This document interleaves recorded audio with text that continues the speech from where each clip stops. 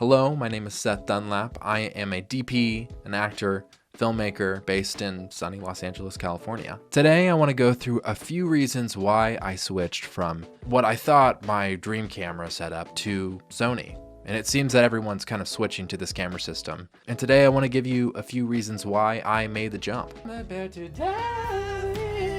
So the first reason, for me at least, is the size. I didn't realize how much I liked a small camera system until I rented a Sony, and I was able to get similar, if not better, images out of something that was 1/3 the size.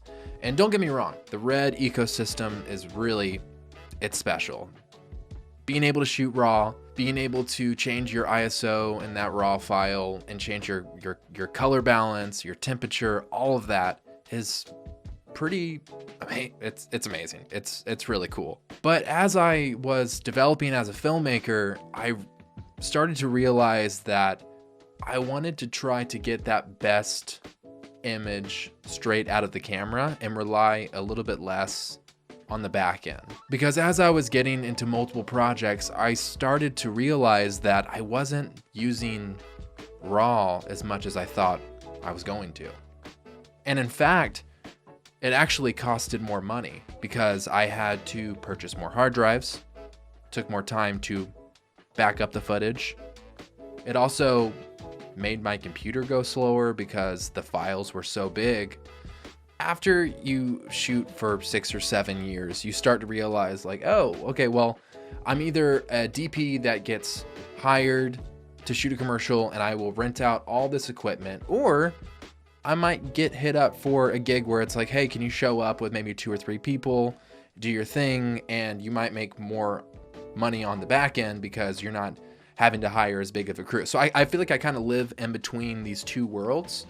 And shooting on a Red camera, I mean, it's awesome. It has a global shutter, it has R3D, it has all these things that, in my opinion, whenever you show up on set, you feel like you're a professional. And as I kept shooting through the years, I started to get a little bit bored of what Red had to offer. I didn't super love the color science. I don't believe in God.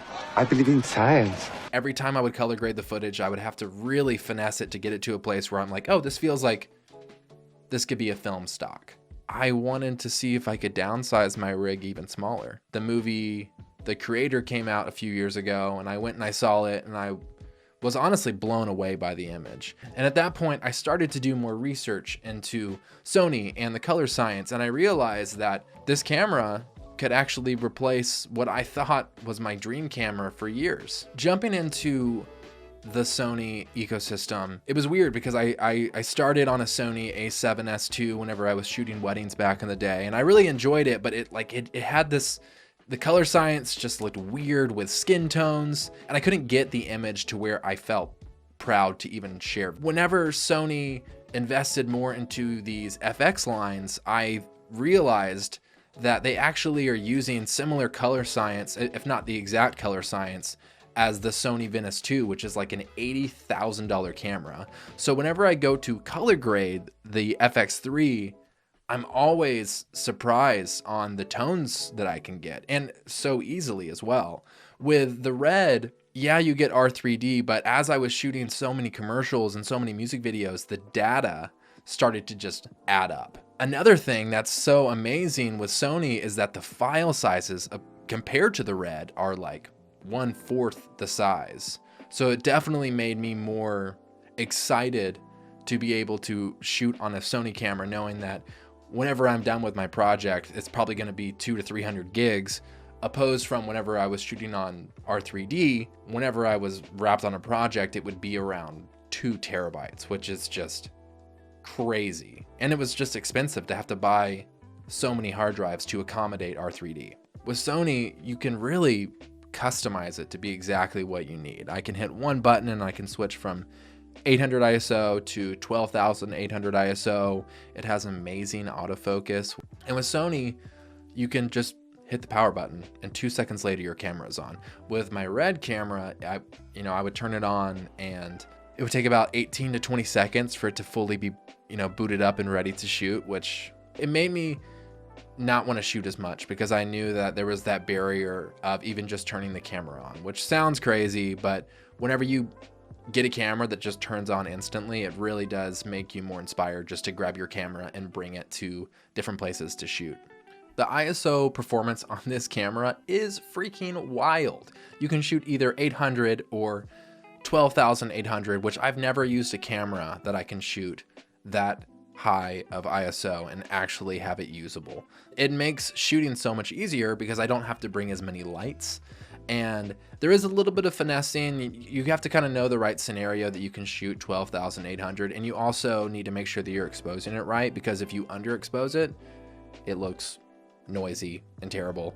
But with the Red Komodo, if I shot 2000 ISO, I couldn't even shoot past that because I felt like the image was just way too noisy. And for me, that was honestly one of the biggest selling points of getting an FX3, was the fact that I can show up with less lighting equipment and shoot 12,800 ISO. Like, I've never been able to do that, and that really does make showing up and shooting just so much easier, knowing that you can get away with less lighting. I mean, it's a miracle. Sony, good job doing that.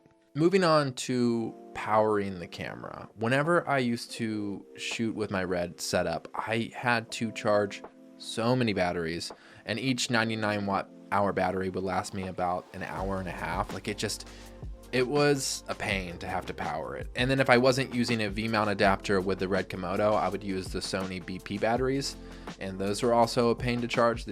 They take so long. With the Sony, I can just plug it USB-C in and run all day on like two 99 watt hour batteries. And knowing that I could just plug USB-C in whenever the camera is off and will charge up to 100% is awesome. And whenever the camera is on and plugged into USB-C, it will run continuously. It won't charge, but it will just like maintain the same power level, which is pretty freaking cool. The internal audio on this camera is amazing. Knowing that I could put the XLR top handle on and run two XLRs straight into camera really does make shoots easier. I do have a little bit of beef with Red at the moment. I was selling my second Red Komodo. This was about 3 months ago, and whenever I was selling it, I posted the camera on Facebook Marketplace, and it was taking a while to sell, which was definitely a bummer. And one day I actually had this guy reach out to me, and he was like, hey, I'd love to come check out the camera now and potentially buy it. And I was like, oh, this is awesome. Okay, cool. So against my better judgment, I met up with him in my backyard. And as I was showing him the camera, I was giving him the battery, and I turned around for 1 second to grab a CF card for him to see if the camera was operating correctly. And whenever I turned back, this dude pepper sprayed me and sprinted off with the camera.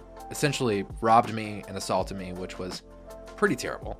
So he got away, and he posted the camera on OfferUp, and the police were able to set up a sting operation, and they got the camera back. But as this guy was running away from the cops, he like tossed the camera. I had to get the camera fixed, and it was $1,400 before I could resell it. And I explained to Red the whole scenario. I showed them the police report, and they didn't care. They still charged me full price. And I think that was kind of the last straw for me to want to support a camera company that won't even support me in this. And it was a bummer. Like, I thought they would offer some kind of discount to help the fact that this person, stole the camera, but they didn't. And also knowing that Nikon bought Red, I think that was another straw that broke the camel's back. I at that point I was like, okay, I think I'm rounding out my relationship with Red, and I think I'm good to move on to another camera system. At the end of the day, it feels like Sony is empowering the filmmaker, and that's cool as a consumer. So thank you so much for watching. More to come, and Happy New Year's.